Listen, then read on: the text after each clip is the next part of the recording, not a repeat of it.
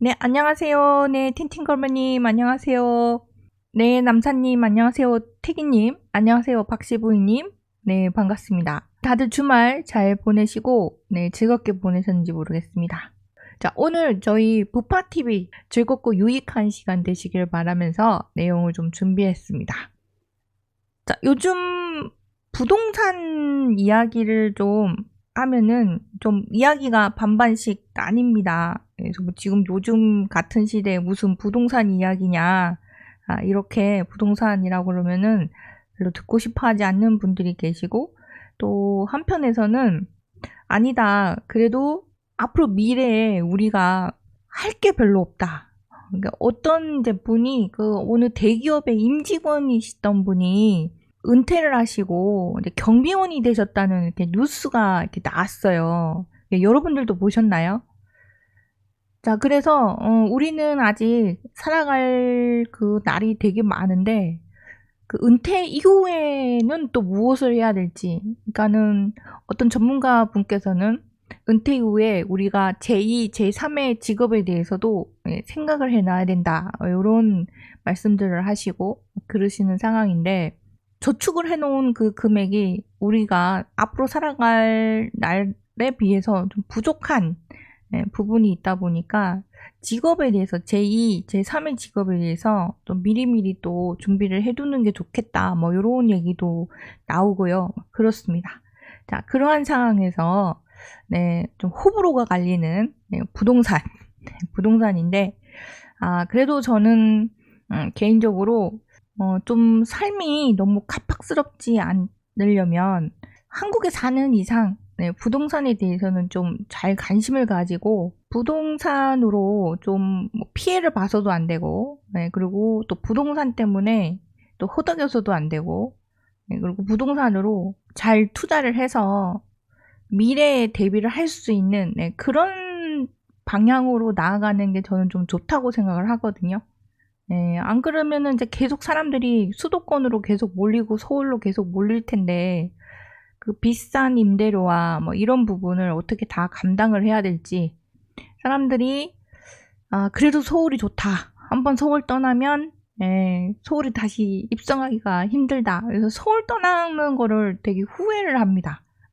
계속 서울에 어떻게 하든 서울에 있을 걸 뭐 이렇게 하거든요. 그래서 근데 저는 그러한 시대가 앞으로도 계속 10년 이상을 갈 것 같다. 이런 생각이 들거든요. 부동산 이야기하면 별로 좋아하지 않지만, 자, 오늘도 부동산 이야기를 해보도록 하겠습니다. 자, 안녕하세요. 부에 관한 모든 지식, 부파TV 파로스입니다. 자, 오늘은, 부동산의 그 불평등의 시대. 자, 오르는 곳은 계속 오르고, 내리는 곳은 잘 오르지 않는, 그런 시대가 왔다. 그래서 부동산의 불평등 시대가 왔다. 이렇게, 하는 이야기가 요즘 나오고 있습니다. 자, 뭐, 부동산 뭐, 폭락을 하네, 뭐, 앞으로 부동산 끝났네, 뭐, 이렇다 할지라도, 한쪽에서는 부동산 가격이 끝도 없이 오르는 곳이 있고요. 또 한쪽에서는 야, 이거 진짜 너무하다 할 정도로 임대인이 보증금을 다시 이렇게 막 내줘야 되고 막 이게 말이 되느냐. 뭐 세입자분들도 전세금 못 받아가지고 막 이제 힘드신 분들도 계시고 뭐 그러는 아주 극과 극인 상황에 지금 한국 부동산 시장의 지금 현 상황입니다. 자, 이러한 상황에서 제가 잘 보고 있는 3프로TV, 재밌게 보고 있는데요. 그 3프로TV에서 언더스탠딩의 이제 북코너로 이제 책에 관련된 이야기로 책을 소개해주는 그런 코너에서 부동산을 구입할 때 지역 뭐 이런 것도 좋지만 옆집에 똑똑한 사람이 사는 것이 중요한 시대가 되었다. 이런 내용의 이야기를 하는 거를 봤어요. 자, 거기에 제가 조금 더 붙여가지고 상권을 위주로 조금 말씀을 드릴게요. 상권. 옆집에 똑똑한 사람이 사는 게 중요하다라고 했을 때 그때 이제 뭐라고 얘기했냐면 싸게 물건을 이렇게 막 팔려고 이게 경쟁하는 시대보다 좀 힙하고 멋지고 그리고 이제 독특하고 뭐 창의성 있고 뭐 그러한 것을 파는 뭐 예를 들어서 뭐 케이크 하나라도 다른 데에서는 더 저렴하게 팔려고 이렇게 경쟁을 하는 것보다는 더 좀 비싸지만 이제 사람들은 그것을 소비를 한다. 자, 그래서 이제 고러한 힙하고 좀 창의력 있고 그런 사람들이 몰리는 곳, 그런 곳은 좀 잘 되더라. 자, 그렇다면 이제 그게 좀 상권이랑 또 좀 관련이 있는데, 그 상권이 또 살면은 그 주변에 또 부동산 가격도 오르잖아요. 자, 그래서 제가 그거와 관련돼서 상권 이야기하고 합쳐서 같이 한번 이야기해 보도록 하겠습니다. 한때 요런 얘기가 나왔어요. 명동이 지고 연남동이 뜨고 있다. 명동에 지금 사람들이 찾지 않고 있다라는 얘기가 나온 지가 좀 있었어요. 네, 지금은 좀 달라졌습니다. 이제 결론부터 얘기하면 아니다. 명동에 지금 외국 사람들 엄청 많이 온다. 뭐 요런 얘기를 하고 있거든요. 근데 이제 상인들은 지금 명동의 상인들은 지금 울상이라고 합니다. 자, 그러한 상황에서 연남동은 또 의외로 막 그 사람들이 막 줄을 서서 이제 맛집을 찾아서 젊은 사람들이 많이 찾는 곳이라고 해서 연남동은 또 되게 핫하고 뜨고 있다. 이런 얘기를 하고 있거든요.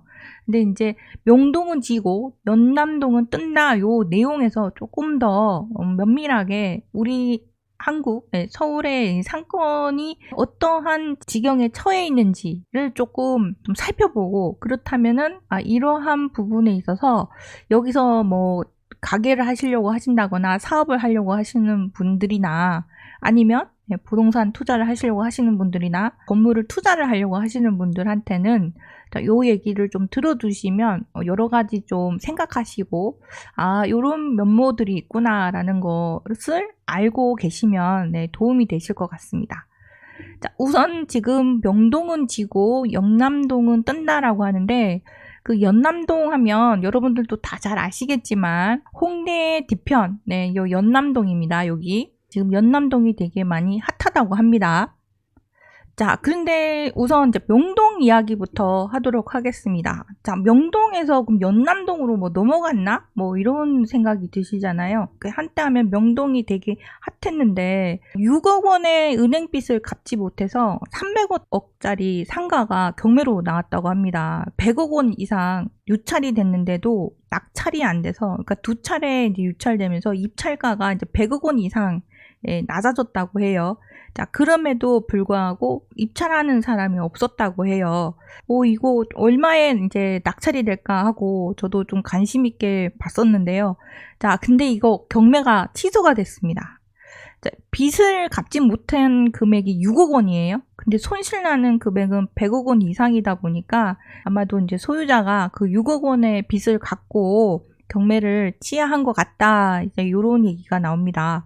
자, 명동이 이제 그 중구 충무로 일가에 위치한 4층 높이의 근린 상가라고 합니다.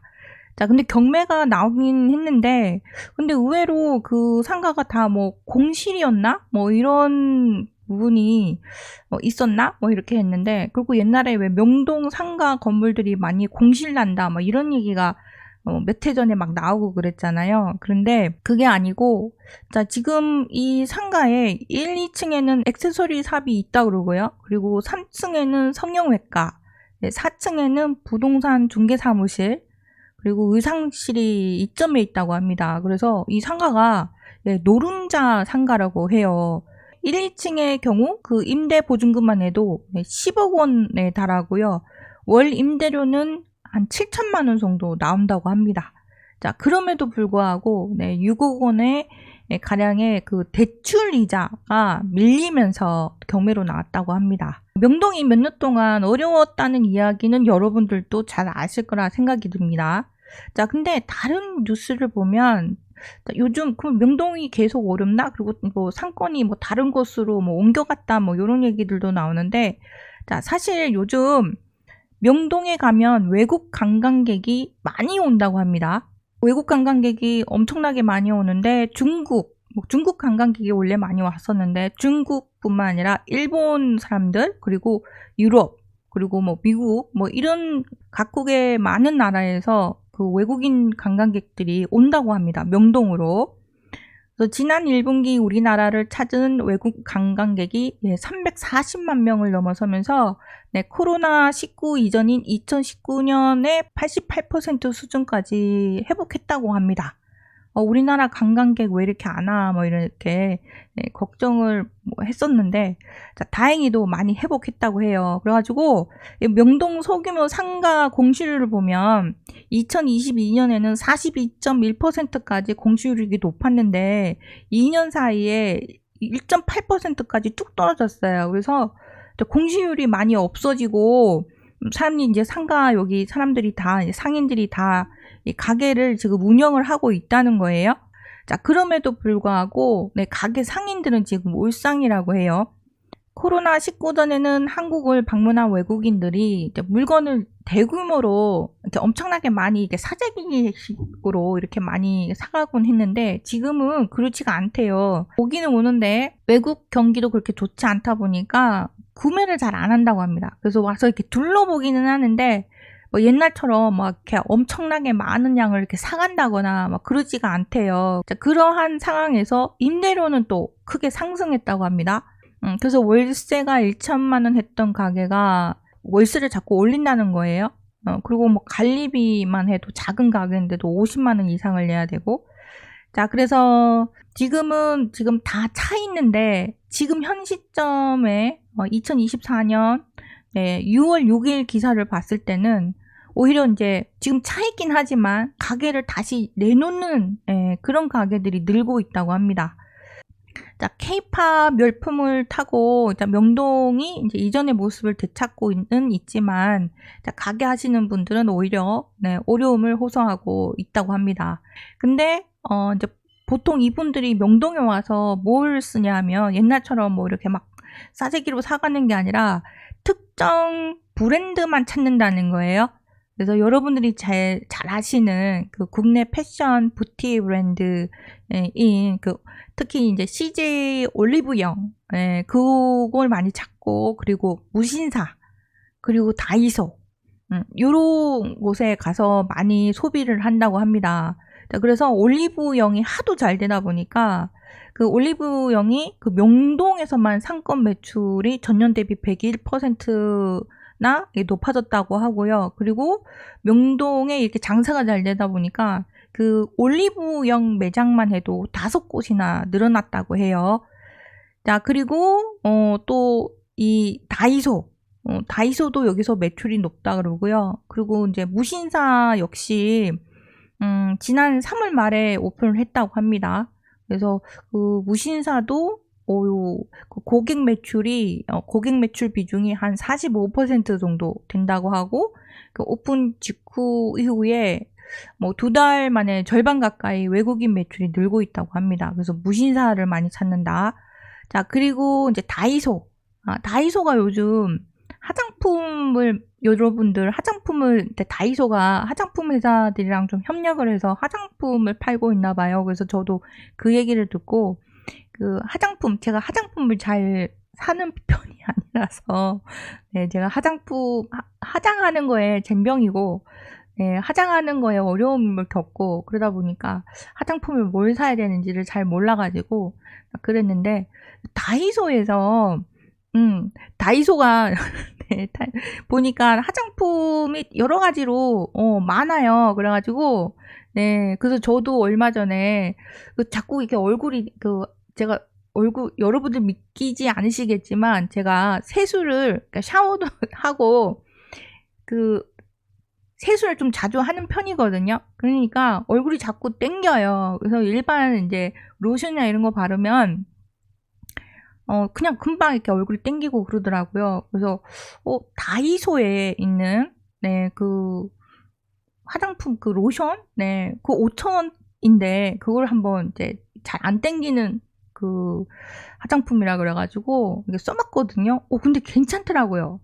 제가 이게 피부가 여러분들이 믿기지 않겠지만 민감한 편입니다. 그래서 뭔가 좀 화학 성분이 많이 들어가고 그러면은 금방 이게 뽀드락지가 나고 막 그래요. 그리고 뭐 좋다는 거 바르면 이게 뭔가 이렇게 블룩블룩하고 이렇게 나오고 막 그렇습니다. 그래서 저는 그냥 간단하게 로션을 바르거든요. 그래서 그래서 화장을 잘 안 하려고 그래요. 얼굴에 자꾸 이렇게 뭔가 날려고 하고 막 그래가지고 그래서 그런데 그 다이소 화장품을 이렇게 발랐는데, 네, 선크림부터 시작해서, 네, 구입해서 쓰는데, 냄새도 고약하지 않고 괜찮더라고요.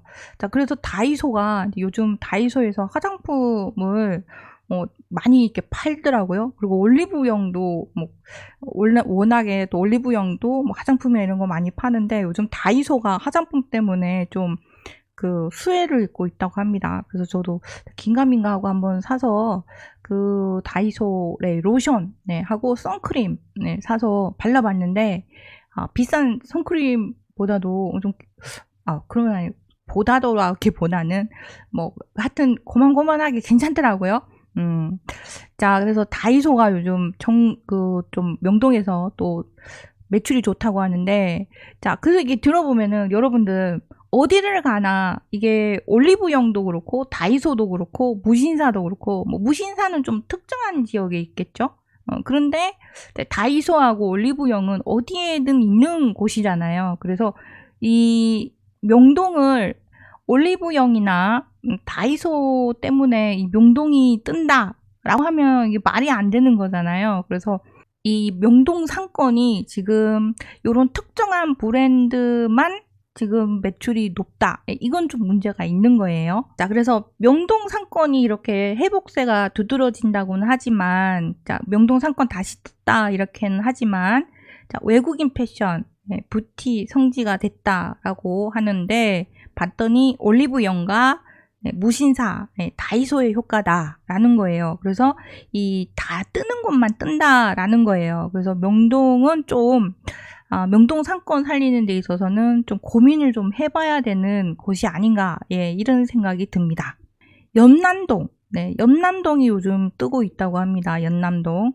연남동은 여기에 있어요. 그래서 서울 8대 상권이라고 하는 곳이 있는데, 자, 우리가 방금 말씀드렸던 명동이 여기 있고요. 네, 그리고 자, 한남동, 네, 청담동, 네, 그리고 강남에 가면 또 많은 젊은이들이 모이는 강남역이 있고, 네, 그리고 가로수길이 여기 있고, 자, 그리고 우리가 얼마 전에 여러분들과 함께 갔다 왔던 이태원, 네, 저녁 되면 이제 젊은 사람들, 외국인들이 막 우르르 몰려 나오는 이태원, 그리고 홍대가 여기 있고요. 네, 바로 홍대 옆에 연남동이 이렇게 있습니다. 그래서 지금 서울 8대 상권이라고 이렇게 되어 있는데요. 근데 이 지금 서울 8대 상권이라고는 하지만, 근데 지금 이 높은 임대료와 막 이런 것 때문에 가게 주인들이 지금 울상이에요. 그리고 아까 말씀드린 대로 팔리는 것만 팔리고 옛날처럼 뭔가 잘 안 되는 그런 거가 있다라고 어려움을 지금 호소하는 그런 가게 주인분들이 많으신데요. 자, 근데 연남동은 좀 특이하게 좀 여전히 좀 잘 된다 뭐 이런 얘기를 하는데요. 연남동 좀 한번 보도록 하겠습니다. 자, 연남동은 MZ세대의 소셜미디어의 힘을 얻어서 비싼 가격에도 줄을 서는 식당들이 많다고 합니다. 자, 인기 식당과 가게들이 모인 상권에 붙는 뭐 공공길의 원조를 꼽으라 하면 서울 용산구 이태원의 경리단길과 강남구 신사동 가로수길 정도가 이렇게 꼽히는데, 근데 제2의 뭐 가로수길, 제2의 경리단길이 넘쳐나지만, 근데 이렇게 반짝 상권이 떴다가 그 임대료가 많이 올라가면 떠나는 젠트리피케이션이 자꾸 발생하다 보니까 그 명맥을 유지하는 곳이 그렇게 많지가 않다고 해요. 그리고 유행이 또 빠르게 바뀌다 보니까 상권 지도도 계속 바뀌고 있다고 합니다. 자, 그럼에도 불구하고 요즘 뜨고 있는 연남동입니다. 연남동. 자, 연남동이 뜨는 이유는 자, 인스타그램, 페이스북, 카카오 스토리 뭐 이런 곳에 자, 무엇을 입고 먹는지 보여주고 가시할 수 있는 그러한 것들이 많이 몰려있는 곳이 연남동이다 보니까 자, 이런 소셜미디어를 타고 나는 여기서 뭘 먹었다, 난 여기서 무엇을 했다 이런 사진이나 뭐 이런 것들이 인스타그램이나 페이스북이나 이런 데 자주 등장하다 보니까 그래서 연남동이 입소문을 타면서 계속 이게 뜨고 있다고 합니다. 소셜미디어에 맞춰서 이 연남동은 연남동은 그 올릴만한 사진 찍기 좋은 그런 음식 메뉴, 그러니까 조금 비싸더라도 데코레이션을 좀 예쁘게 하고 좀 멋있게 하고, 그리고 인테리어나 이런 것도 힙하게 젊은 사람들이 찾기 좋아하게끔 그렇게 좀 특이한 신상품도 이렇게 갖춰서 내놓다 보니까 계속 입소문을 탈 수밖에 없는 그런 연남동이라고 합니다. 자주 찾는 곳을 어디냐라고 봤더니 2019년도에는 명동 충무로 남산이 위치한 서울 중구가 1위를 차지했다면, 그 작년에는 홍대, 합정, 상수 이쪽으로 마포구가 1위를 했다고 합니다. 자, 그래서 이제 뭐 합정이나 홍대나 이런 쪽도 이미 많이 그 인기 있는 지역이다라고 해서 지금 많이 알려져 있는데요. 자, 이러한 상황이다 보니까 이제 가격이 또 많이 그 임대료나 이런 게 많이 오르잖아요. 그래서 마포구, 홍대 상권이 옆으로 확장되고 있는데, 이제 그 확장되는 곳이 연남동의 망원동입니다. 그래서 제가 예전에 망원동 이쪽까지 넘어올 거예요라고 해서 같이 함께 회원님들이랑 거기 일대를 돈 적이 있거든요. 자, 마포구는 홍대 상권이 영남 망원 지역으로 확장되고, 자, 아이돌 생일 카페 문화가 해당 상권으로 집중되면서 더욱 주목을 받고 있다고 합니다. 그래가지고 이미 연남동도 지금 뜨고 있는 게 아니라 사실은 이게 피크를 찍고 있는 건 아닌가, 이런 생각을 좀 해봤습니다. 자, 그래서 이 연남동 말고 또 대체 지역이 지금 나오고 있다, 이런 생각이 들거든요. 근데 제가 서울을 여기저기 되게 자주 여기저기들을 이렇게 그 상권 지역들을 보고 있는데, 구석구석 사실은 그러한 곳들이 생겨나고 있어요. 근데 이따가 또 영남동 말고 또 다시 뜨는 지역, 요즘 이제 또 스물스물 올라오는 지역 설명을 또 드리도록 하겠습니다. 영등포구하고 성동구가 2019년 대비 2023년 20대의 소비 비중 증가폭이 마포구 다음으로 높았는데, 영등포구의 경우는 더 현대 서울이 입점한 영향이 크고요. 더 현대가 요즘 그 MZ 20대인 분들 한테 이렇게 맞추어가지고 되게 잘하고 있는 것 같아요. 어디서든. 더 현대가 정말 잘하고 있는 것 같습니다. 자, 그리고 이제 성동구가 이제 맛집과 팝업 스토어의 성지로 떠오르면서 주목을 받는 것으로 보이는데요. 보면 2015년 10월달 이미 제2의 연남동, 성동구 성수동을 가보니 이런 얘기가 나오잖아요. 그래서 연남동은 예전에 이미 많이 떴고요. 그래서 이 제2의 연남동이라고 해서 이제 성수동이 뜬다라고 해서 지금 성수동 얘기가 나오고요. 그러면 선생님, 성수동이 지금 스물스물 올라오나요? 그랬더니 성수동도 이미 이제 많이 핫한 지역이 되었고요. 성수동은 아닙니다. 다른 지역이에요. 조금만 기다려 주세요. 그래서 제2의 연남동, 성수동에서 2015년도에 기사가 나왔는데, 자, 이 연남동이 2021년도를 보면은 이미 연예인들이 매입을 해놨던 그런 빌딩들을 2021년에 팝니다.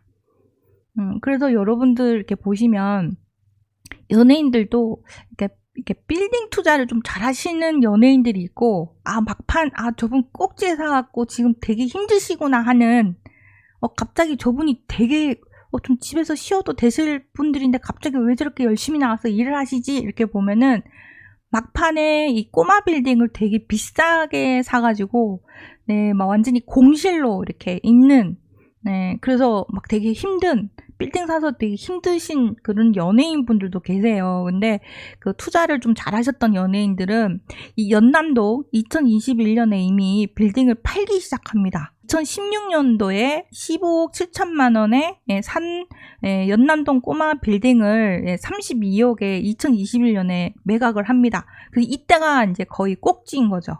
그 다음에 이제 2022년에 꼬마 빌딩 붐이 막 불고 막 그랬어요. 그래서 저건 좀 아닌데 저거 완전 꼭지 사는 거 아니야? 막 이런 그런 시선으로 저는 봤었거든요. 그래서 그때 2021년 말 2022년도에 꼬마 빌딩 지금 사신 분들이 임대를 잘 놓고 계시면 괜찮겠는데, 임대를 잘 못 놓고 있는 연예인 분들은 좀 힘드신 것 같아요.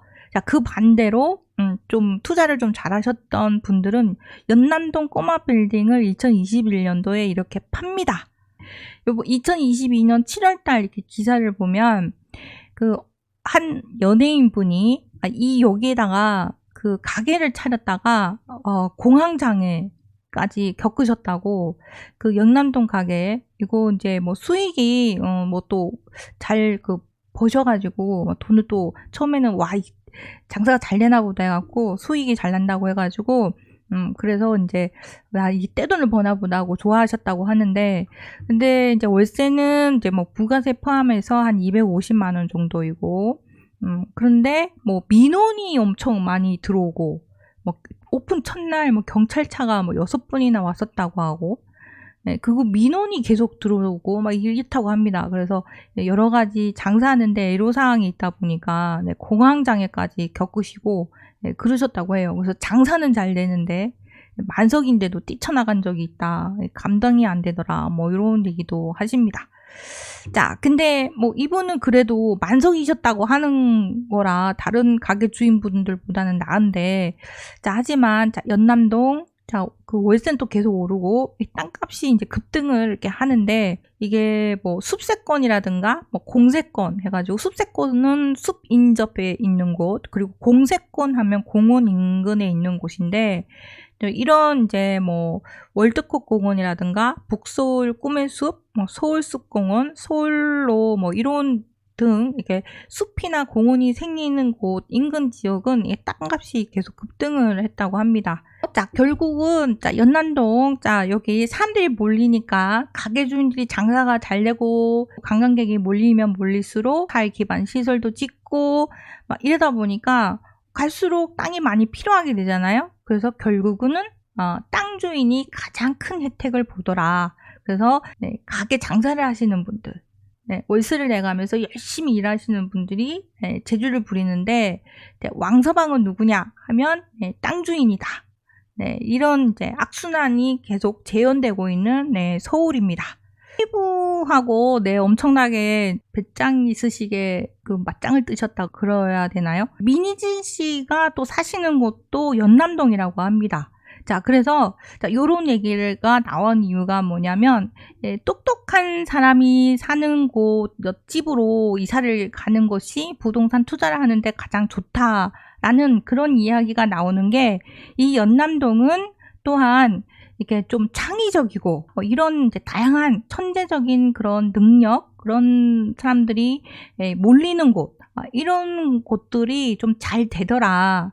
그래서 그냥 공장처럼 뭔가를 이렇게 찍어내는 상품을 만들어내는 것이 아니라 남들이 따라가지 못하는 것을 만들어내서 고가인데도 불구하고 판매가 잘 이루어지는 그런 이제 것을 만들어낼 줄 아는 사람들이 모이는 곳, 그런 사람들이 몰려 사는 곳에 옆집에 가서 투자를 하면, 그런 옆집에 이사를 가면 저절로 부동산 투자가 잘 된다, 이런 의미로 부동산 투자를 하려면 똑똑한 옆집으로 이사를 가라, 이런 얘기가 나온 것 같습니다.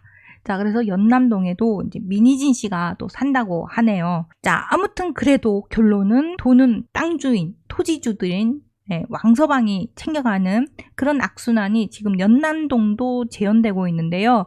자, 그런데 그러다 보니까 연남동이 또 너무 비싼 거예요. 그래서 이제 스물스물 옮겨가는 곳이 바로 여기입니다.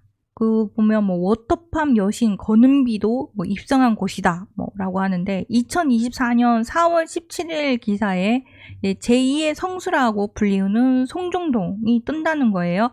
2022년 8월 달에 이미 좀 독특한 카페나 뭐 디저트나 이런 곳으로 뭐 크로아상 뭐 이런 거, 그래서 뭐 연예인의 뭐 남편분이 여기서 이제 뭐 크로아상 빵집을 하더라, 그래서 뭐 이런 이제 오픈 뭐 그런 스토리도 나오고 막 그런 곳입니다, 이 송정동이.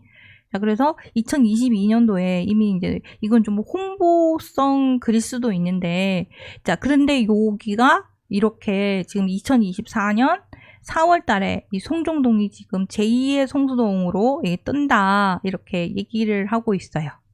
자, 성수동이 확장되면서 새롭게 급부상하고 있는 도시가 있는데 바로 제2의 성수동이라는 타이틀을 달고 있는 송정동입니다.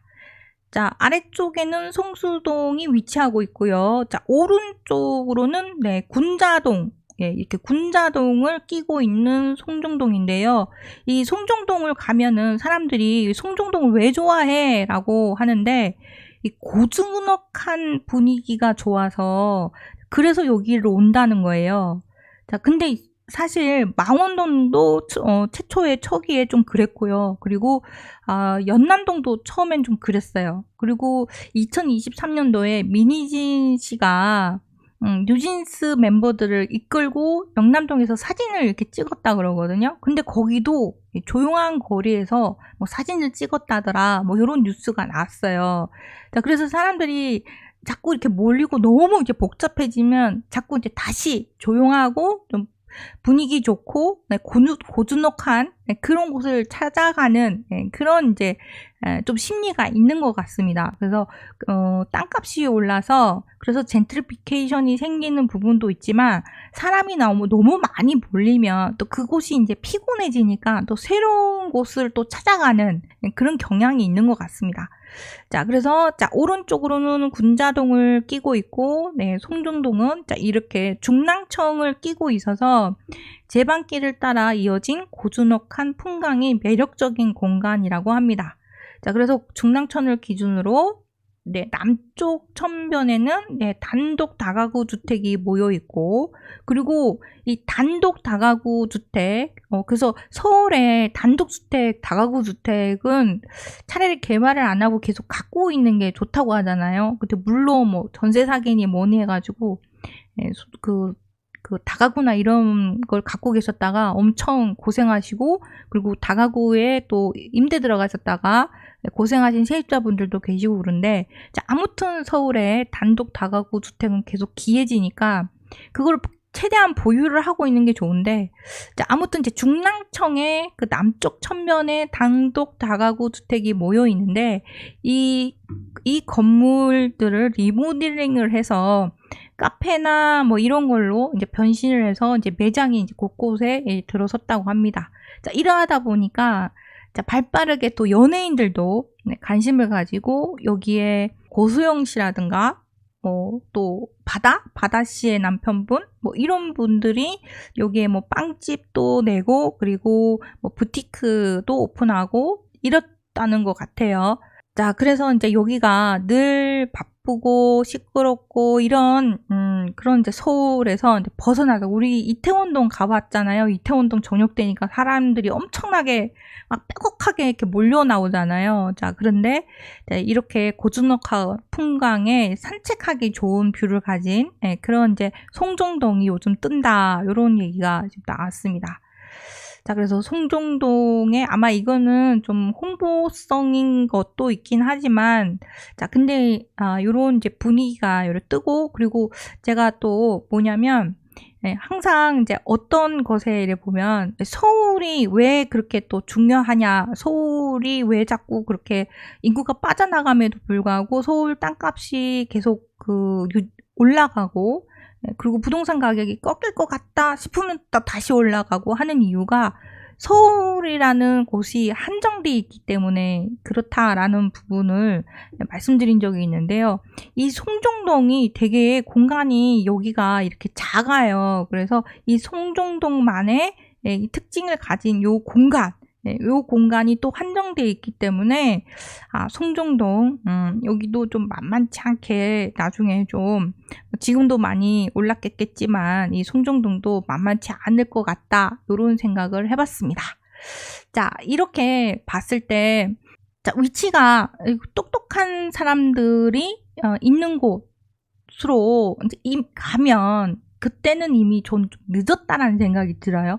똑똑한 사람들이 가서 거기를 뭔가 핫하고 힙하고 젊은 사람들이 몰려오게 만들고 멋진 거리로 다 만들어 넣어서 거기서 이제 많은 사람들이 이제 가득 차는 그런 공간이 되면 이제 이미 늦었다는 거예요. 그래서 저는 똑똑한 사람이 있는 옆집으로 이사를 가야 된다라는 것도 맞긴 하지만 그 똑똑한 사람이 이미 그곳에서 지쳐서 나는 다른 곳으로 갈 거야 라고 마음을 먹었을 수도 있으니까 그런 부분은 꼭 생각을 해봐야 될 것 같습니다. 자, 그리고 또 한편으로 또 생각해 봐야 되는 게, 자, 우리가 아까 명동에서는 올리브영이라든가 다이소라든가 이런 곳은 전국에 어디든지 볼 수가 있는 곳이고, 전국 어느 곳이든지 가보면 장사가 되게 잘 돼요. 근데 그러한 것만 가지고 명동이 계속 밀어붙인다 그러면은 명동에 한계가 있을 것 같고요. 파고 좀 창의성 있는 그런 부분이 그러니까 슬럼화되지 않고 고요한 그대로 잘 가져갈 수 있도록 좀 서울시라든가 이런 이제 거기에 관련된 관계자분들이나 이런 분들이 그걸 좀 고민을 좀 해봐야 되지 않겠나 이런 생각이 듭니다. 자, 그리고 저는 또 한편으로는 우리가 한두 군데만 이렇게 몰려가는 것이 아니라 다양하게 젊은 사람들이 좋아하는 곳들이 이렇게 생겨나는 거, 또 송정동도 이렇게 생겨나고 뭐 이런 거 저는 좀 괜찮게 생각이 들거든요. 자, 근데 문제는 또 한 가지 여러분들 또 생각해 봐야 되는 부분이 있는데 바로 성심당 부분입니다. 성심당. 자, 성심당이 지금 되게 또 하나의 또 큰 이슈거리가 됐었는데요. 2024년 5월 30일 날 성심당에 코레일에서 4억 월세를 내라고 했다고 합니다. 자, 월 매출이 26억 원이나 하는 대전역 성심당에 지금 월세를 1억 정도 내고 있는데, 이거 1억 너무 싸게 우리가 지금 받고 있으니까 너네 지금 돈 많이 벌고 있잖아? 그러니까 보통 이제 다른 이제 가게에서 내는 것처럼 너네도 퍼센트 17%인 걸로 알고 있어요. 그래서 17%인 4억을 내라 이렇게 한 거예요. 그러니까는 이제 월 1억을 그러니까 본인들이 버는 돈이 많다 보니까 월 이제 4억이나 이렇게 내게 돼 가지고 그래서 이제 이것 때문에 시끌시끌했습니다. 자, 과연 그 대전역 성심당에 그 4억을 달라고 하는 게 맞느냐 아니면 형평성을 따져서 성심당에게 1억만 받는 건 특혜니까 지금 4억을 받는 게 맞는 거다. 이렇게 의견을 내시는 분도 계시고 그런데요. 자, 근데 제가 이 대전역을 좀 자주 이용해 봤던 사람으로서 대전역 성심당에서 이제 급하게 대전역을 이제 도착을 해서 이제 다음 기차를 타기 위해서 막 떠나고 그럴 때 이 대전역 성심당에서 이 빵을 사기가 상당히 힘들어요. 사람이 되게 많이 길고 그리고 이 대전역 성심당의 이 위치가 이 계단 한쪽 편에 이렇게 있는데 이게 저번에 잘못 가다가 제가 자빠질 뻔했거든요. 그러니까요, 이게 들어가고 나가고 하는 그런 부분이 좀 불편한 곳에 이 성심당이 위치하고 있어요. 제 개인적인 생각은 그렇거든요. 그럼에도 불구하고 이 성심당이 사람이 엄청나게 많습니다. 근데 이 성심당은 대전역에 있어서 그 매출이 높은 게 아니라 그 대전에 있는 성심당은 대부분 모든 가게가 이렇게 줄이 되게 이렇게 많이 이렇게 서고 사람들이 한번 들어가서 지금 그 엄청나게 많은 빵을 사가지고 와요. 그래서 특별히 대전역의 성심당만 매출이 높은 것이 아니라 성심당 자체가 어느 곳이든 장사가 잘 되는 그런 편입니다. 자, 그리고 그 사람들이 성심당을 찾는 이유, 제 개인적인 생각은 첫 번째, 맛도 좋고 그리고 바로바로 이게 그 구워서 나오는 그런 빵임에도 불구하고 가격이 다른 곳에 비해서 되게 저렴해요. 생각보다 이 빵 하나 이게 들어간 팥빵 하나 사는데 다른 데 가서 빵을 사는 거에 비해서 엄청 많이 저렴한 편입니다. 그러니까는 품질은 되게 좋고 맛도 좋고 방금 나온 거를 바로 먹을 수 있는데 가격은 되게 저렴하고 그 가격을 많이 올리지도 않아요. 자, 그러고 빵 종류도 되게 많고 자, 그러다 보니까 이 성심당이 갖고 있는 매력이 되게 빵집으로서 갖고 있는 매력이 되게 크거든요. 그러다 보니 사람들이 가서 이제 많이들 이렇게 찾는 그런 곳인데요. 자, 그래서 이 코레일 여기서 이 대전역에서 성심당이 다른 어느 곳을 가더라도 저는 성심당이 장사를 잘 할 거라는 생각이 듭니다. 자, 이게 지금 그 성심당이 파리바게뜨 매출이 보면 198억 원? 네. 근데 그 성심당이 314억으로 이 파리바게뜨보다도 더 많이 돈을 돈을 벌었다는 거예요. 매출이 높았다는 겁니다. 파리바게뜨 같은 경우는 대기업이나 마찬가지잖아요. 근데 성심당은 오로지 대전에서만 빵을 팔고 있어요. 물론 여러 지점에서 뭐 백화점 근처라든가 이렇게 대전역 근처라든가 이런 곳에서 빵을 팔고 있음에도 불구하고 이 파리바게뜨는 전국에 그리고 또 해외까지 그 빵을 팔고 있음에도 불구하고 성심당이 파리바게뜨를 이겼습니다. 자, 그래서 저는 이 성심당을 보면서 이제 무슨 생각을 드냐면 꼭 똑똑한 사람 엿집을 가는 것도 중요하지만 자기가 똑똑한 사람이 되어야 된다. 그래서 내가 어느 곳에 가더라도 뭐 제주도에 가 있던 아니면은 저 강화도에 가 있던 아니면 울릉도에 가 있던 간에 성심당이 울릉도에 성심당을 냈다 할지라도 그 울릉도에 그 성심당 빵집도 잘 될 것 같거든요. 성심당이 또 뭐가 좋으냐면 이게 여러 가지로 저 성심당의 장점을 많이 봤는데 보면 매출 수익의 이제 2022년 이제 기사거든요. 매출 수익 15%를 무조건 전 직원에게 성과급으로 나눠준다고 합니다. 그러니까는 이 소보루빵이나 이런 게 가격이 얼마 하지 않나요. 그러니까는 사람들이 물밀듯이 많이 오니까 직원들이 얼마나 고생을 많이 하겠습니까. 자, 그런데 직원 대우를 최우선으로 한다고 합니다. 자, 그래서 최우선으로 매출 수익의 15%를 무조건 준다고 하는 자, 이런 성심당이다 보니까 되게 오래전에 대전역 근처에서 아주 허름한 가게로 시작한 성심당임에도 불구하고 한 60년 가까이 그렇게 이제 초심을 잃지 않고 계속 성장한 이 성심당 빵집을 보면서 자, 우리도 자, 이 성심당이라는 이 빵집에서 영업을 하는 부분을 보면서 배워가는 부분들이 좀 많았으면 좋겠다. 자, 그래서 굳이 영남동이 아니어도 굳이 성수동이 아니어도 굳이 또 송정동이 아니어도 명동이 아니어도 그냥 대전에서만 이렇게 빵을 만들어서 파는 것인 뿐인데도 파리바게뜨보다도 더 많은 매출을 이렇게 낼 수 있는 이런 빵집이 있다는 거 이거는 좀 큰 재산인 것 같고요. 이 성심당이 코레일에서 나가야 되느냐 말아야 되느냐 라는 부분도 있긴 하지만 성심당이 어떻게 좋은 빵집으로서 그리고 매출을 저렇게 크게 빵이 그렇게 비싸지도 않은데 그렇게 큰 매출을 낼 수 있는지에 대해서 좀 배울 수 있는 그런 부분이 좀 있었으면 좋겠다. 이런 생각을 해보면서 오늘 부에 관한 붓바TV 이만 마치도록 하겠습니다. 와주신 모든 분들 너무 감사드립니다.